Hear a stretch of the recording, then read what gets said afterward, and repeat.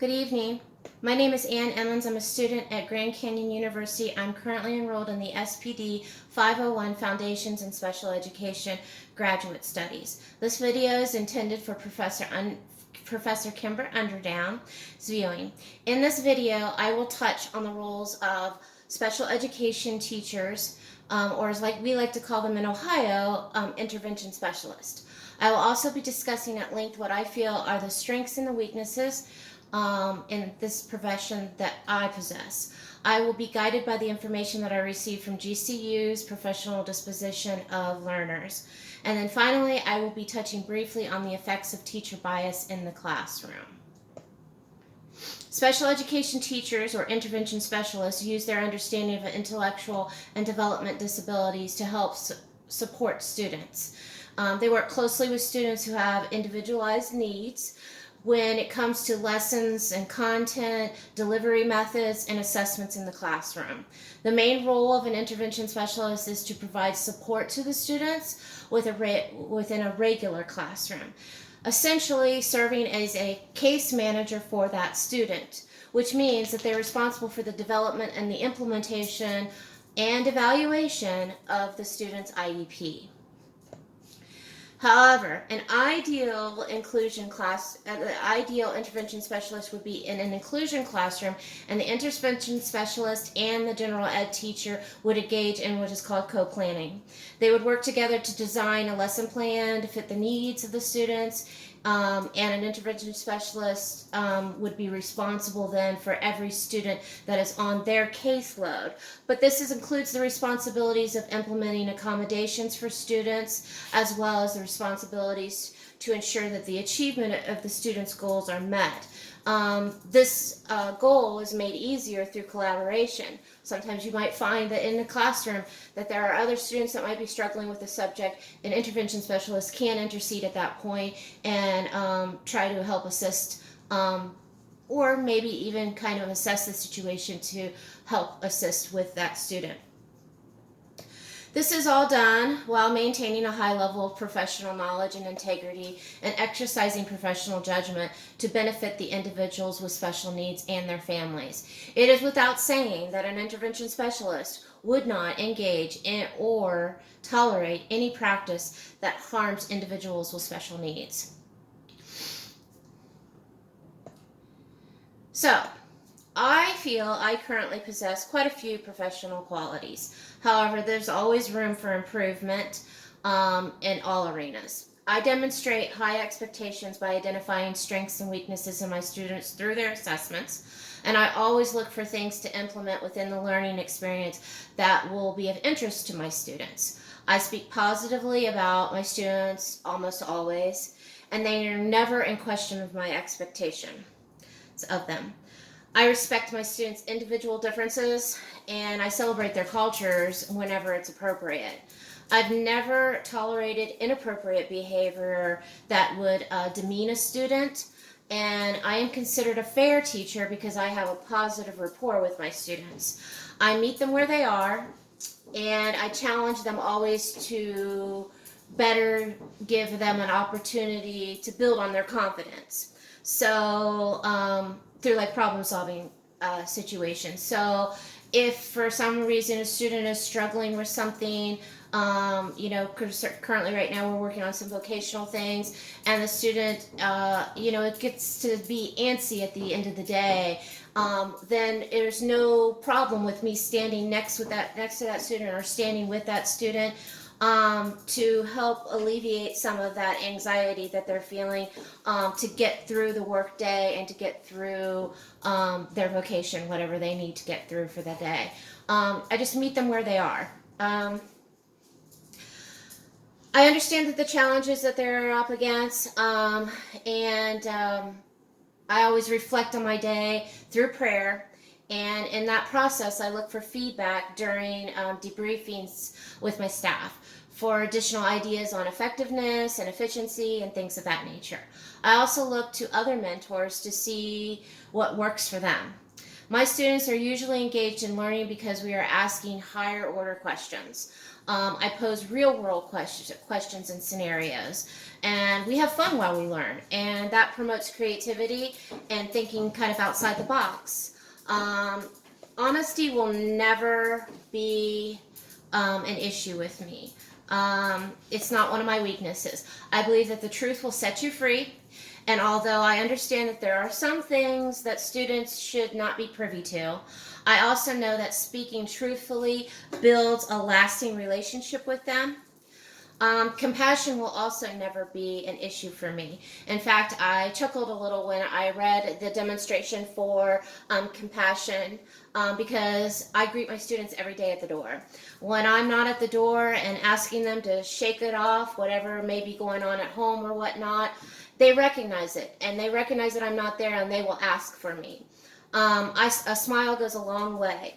And it helps you to gauge your students for the day, so that you can help assist them and assess them on how they're going to get through the day. Maybe you can determine whether a student is really tired and they might need a brief nap or put their head down to just kind of wake up or something for that morning. Maybe a student didn't get dinner or breakfast that night before and they're really hungry. So by meeting them at that door, and once again meeting them where they are and engaging with them, you get that opportunity, and compassion is there, and they realize it and they understand it. I am the voice for my children too. I will be their biggest advocate because I seek to understand and will stand up for them when it's necessary. Some of my students are nonverbal and they don't even have a voice. So I'm the only voice for them. If they have a toothache or a headache, or they didn't get enough sleep the night before, or maybe with autistic children, oftentimes they get backed up internally. And you can tell that they're having a struggle for the day. I'm their voice. I have to speak for them. I have to allow the parents to know what's going on, so that I am their biggest advocate. I advocate for them to be able to participate in all things at school, like arts and PE and things like that. If the PE teacher is struggling with finding things for the students to do that are my nonverbal students who may not be able to follow directions, I will alter the lesson a little bit or work with them. This year in particular, we had issues with COVID and keeping the boys separated because, and I say boys and girls, my students separated because some of them will not wear masks. So we developed a game for yoga. It still gets them out there and it gets them doing stuff physically, but the phys ed teacher was so used to doing collaborative type games with them, and touch and go games that cannot be done anymore, that I worked with them to try to introduce newer ways of doing things with these students, specifically during this COVID period. Some of the things I will need to work on before I enter the classroom fall under professionalism and dedication. I have been lackadaisical over the years in my attention to timeliness. I will need to work on my professional attire. Sometimes when you're, chasing after students, and you get up in the morning and you think, wow, it's going to be one of those days. You just want to put on a t-shirt and jeans and some tennis shoes and have at it. But I have to remember that I'm in a professional world and that there are other students that are looking to me for that example. So at times I can be apathetic and I'll need to change my attitude. It wears on you. I can also be hard on myself at times. I will also need to increase my participation with working with others too. I'm rather distant.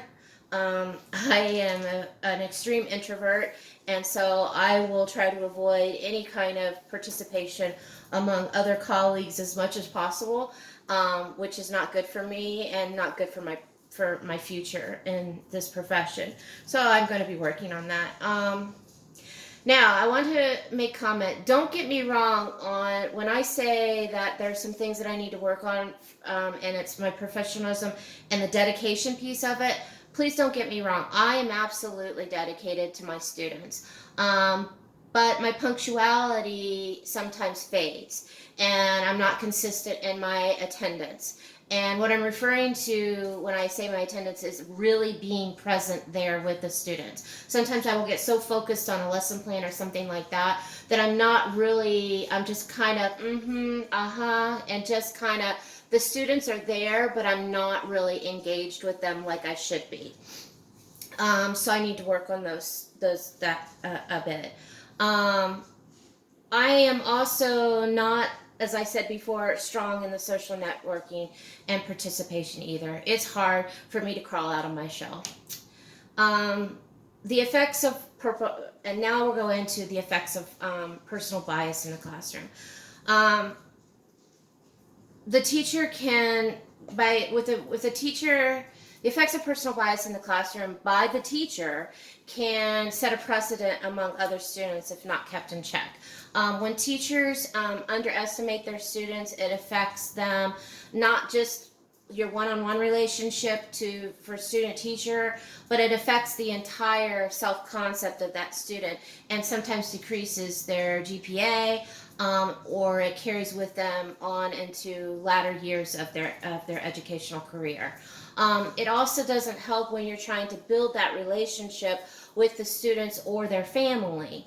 And I am a big advocate for having that communication and that relationship with the family. It's so critical when you have students in this demographic, because they need all the support that they can get, and so you're going to be needing to constantly reach out with them, and you don't want anything to be a barrier like a social bias,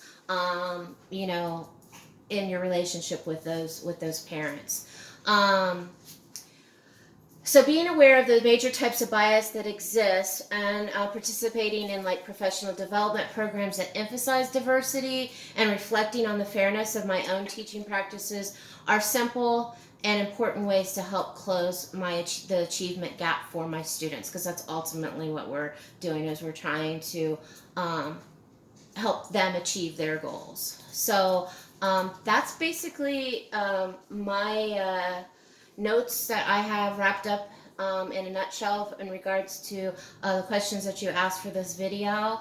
I feel kind of, this is the part of me that is being judgmental of myself, but I kind of feel like this is a kind of a boring conversation that I was having with you, but I hope that it was entertaining enough, and that I got my points across, because normally I'm used to having tools like PowerPoints and other kinds of things to keep the students entertained, and so by just discussing something on video, it makes me a little anxious, or so. But at any rate, I thank you very much for taking the time to listen to me, and I'll look forward to seeing my grade on this, and I hope you have a wonderful evening. Goodbye.